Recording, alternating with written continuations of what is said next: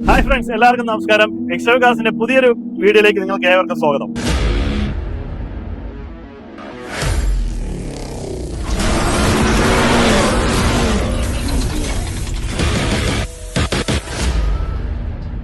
ഒരു യുദ്ധവിമാനത്തിന്റെ പേരുമായിട്ടാണ് ടാറ്റ 2019 ഹാരിയറിനെ നിരത്തുകളിൽ അവതരിപ്പിച്ചത്.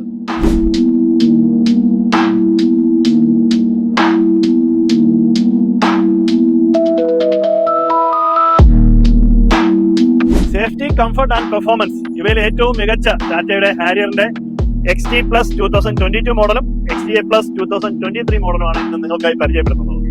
വാഹനത്തിന്റെ മറ്റ് ഡീറ്റെയിൽസ് നോക്കുകയാണെന്നുണ്ടെങ്കിൽ 2022 മോഡൽ XT Plus സിംഗിൾ ഓണർഷിപ്പിൽ നിൽക്കുന്ന വാഹനമാണ്. 21,000 കിലോമീറ്റർ മാത്രമേ വാഹനം ഓടിയിട്ടുള്ളൂ.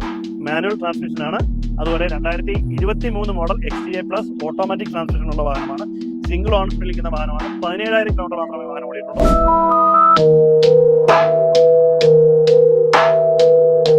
വാഹനത്തിന്റെ എക്സ്റ്റീരിയർ വിശേഷം നമുക്കൊന്ന് കണ്ടുവരാം. നമുക്ക് മെയിനായിട്ട് അതിൽ എടുത്തു പറയേണ്ടത് LED കൂടിയ ഹെഡ്ലൈറ്റ്സ് ആണ് വരുന്നത്. അതുപോലെ DRL യൂണിറ്റ്സ് കൂടെ നമുക്ക് കാണാൻ പറ്റുന്നുണ്ട്. അതുപോലെ പിയാനോ ബ്ലാക്ക് ഫിനിഷിംഗിലുള്ള ഒരു സെന്റർ ഗ്രില്ല് നമുക്ക് കാണാം. അതിനോടുകൂടി ചേർന്ന് നമുക്കൊരു ഒരു ക്രോം ലോഗോ കാണാൻ പറ്റുന്നുണ്ട്. ഹാരിയറിന്റെ ബാഡ്ജിങ് നമുക്ക് ബോണ്ടിലായിട്ട് വരുന്നുണ്ട്. അതുപോലെ നമുക്ക് ബോട്ടം ഒരു എയർ ഡാം യൂണിറ്റ്സ് കാണാം.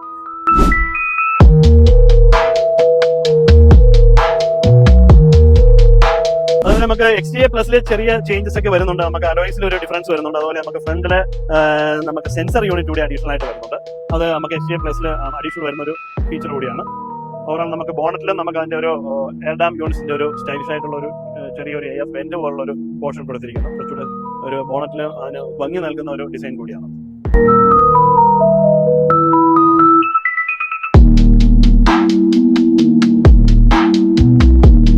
വാഹനത്തിന്റെ സൈഡ് വിശേഷം നോക്കുകയാണെങ്കിൽ നമുക്ക് വളരെ സ്റ്റൈലിഷ് ആയിട്ടുള്ള ഒരു റിയർ വ്യൂ മിറർ യൂണിറ്റ് കൊടുത്തിട്ടുണ്ട്. പിയാനോ ബ്ലാക്ക് ഫിനിഷിംഗിനോട് കൂടിയ LED സ്ട്രിപ്സോട് കൂടിയ ഒരു സ്റ്റൈലിഷ് ആയിട്ടുള്ള ഒരു റിയർ വ്യൂ മിറർ യൂണിറ്റ് കാണാം. അതുപോലെ ഫ്ലോട്ടിംഗ് ടൈപ്പ് ആയിട്ടുള്ള ഒരു ക്രോം ഫിനിഷിംഗ് നമുക്ക് A പില്ലർ മുതൽ C പില്ലർ വരെ കൊടുത്തിരിക്കുന്നു. വളരെ സ്റ്റൈലിഷ് ആയിട്ടുള്ള ഒരു ഡിസൈനാണ് അത്. അതുപോലെ തന്നെ നമുക്ക് വളരെ വൈഡ് ആയിട്ടുള്ള ഒരു വളരെ വലിയ രീതിയിലുള്ള ഒരു ഗ്രൗണ്ട് ക്ലിയറൻസ് ആണ് വാഹനത്തിന് നൽകിയിരിക്കുന്നത്. നമുക്ക് അത്യാവശ്യം ഓഫ് റോഡൊക്കെ പോകുന്ന സമയത്തും വളരെ യൂട്ടിലിറ്റി നൽകുന്ന രീതിയിലുള്ള ഒരു ക്ലിയറൻസ് ആണ് വാഹനത്തിന് നൽകിയിരിക്കുന്നത്. അതുപോലെ നമുക്ക് 17 ഇഞ്ച് അലോയ്സ് ആണ് നമുക്ക് XT പ്ലസിന് വരുന്നത്. അതുപോലെ ഹൈ സ്പോക്സ് യൂണിറ്റോട് കൂടി ഒരു അലോയ് യൂണിറ്റ് കൂടെ കൊടുത്തിട്ടുണ്ട്. അതുപോലെ XTA പ്ലസിലോട്ട് വരുമ്പോൾ നമുക്ക് 18 ഇഞ്ച് അലോയ്സ് ആണ് വരുന്നത്. അതുപോലെ നമുക്ക് അലോയ്സിന്റെ കളർ ഡിഫറൻസ് വരുന്നുണ്ട്. ഒരു കാർബൺ ബ്ലാക്ക് ഫിനിഷിംഗിലുള്ള ഒരു അലോയ്സ് ആണ് കൊടുത്തിരിക്കുന്നത്. വളരെ സ്റ്റൈലിഷ് ആയിട്ടുള്ള ഒരു ഡിസൈൻ തന്നെയാണ്. ഓൾമോസ്റ്റ് ബാക്കി ഫീച്ചേഴ്സ് ഒക്കെ നമുക്ക് സെയിം തന്നെയാണെന്ന് പറയാം. വാഹനത്തിന്റെ പിൻവിശേഷം നോക്കുകയാണെങ്കിൽ വളരെ സ്റ്റൈലിഷ് ആയിട്ടുള്ള ഒരു ടൈൽ ലാമ്പ് യൂണിറ്റ്സ്, വളരെ വൈഡ് ആയിട്ടുള്ള ഒരു ടൈൽ ലാമ്പ് യൂണിറ്റ്സ് ആണ് വാഹനത്തിൽ നൽകിയിരിക്കുന്നത്. അതുപോലെ റിയർ വൈപ്പർ യൂണിറ്റ്സ് നമുക്ക് കാണാം. ഡീഫോഗർ യൂണിറ്റ്സ് കാണാം. സ്റ്റോപ്പ് മൗണ്ട് ലാംപ്സ് വരുന്നുണ്ട്. അതുപോലെ ഷാർപ്പിൻ ആന്റിനാസ് വരുന്നുണ്ട്. നമുക്ക് വാഹനത്തിന്റെ റിയർ ക്യാമറ വിത്ത് സെൻസർ യൂണിറ്റ് വരുന്നുണ്ട്. രണ്ട് വാഹനത്തിലും വരുന്നുണ്ട്. അതുപോലെ നമുക്കൊരു ലോഗോ കാണാം. ടാറ്റയുടെ ഒരു ലോഗോ വരുന്നുണ്ട്. ഹാരിയറിന്റെ ബാഡ്ജിങ് വരുന്നുണ്ട്. അതുപോലെ നമുക്ക് ബൂട്ട് ഓപ്പണിംഗ് വരുന്നത് 1 ടച്ച് ഓപ്പണിംഗ് ആൻഡ് ക്ലോസിംഗ് ആണ് വാഹനത്തിന് നൽകിയിരിക്കുന്നത്. ബൂട്ട് നോക്കുകയാണെങ്കിൽ അത്യാവശ്യം സഫിഷ്യന്റ് ആയിട്ടുള്ള ഒരു ബൂട്ട് സ്പേസ് തന്നെ നമുക്ക് വാഹനത്തിൽ കാണാം. 425 ലിറ്റേഴ്സോളം ബൂട്ട് സ്പേസ് വാഹനത്തിന് നൽകിയിരിക്കുന്നു. അത്യാവശ്യം നമുക്ക് ലോങ് ഒക്കെ പോകുന്ന സമയത്ത് സഫിഷ്യന്റ് ആയിട്ട് ലഗേജ് ക്യാരി ചെയ്യാൻ പറ്റുന്ന രീതിയിലാണ് അത് നൽകിയിരിക്കുന്നത്.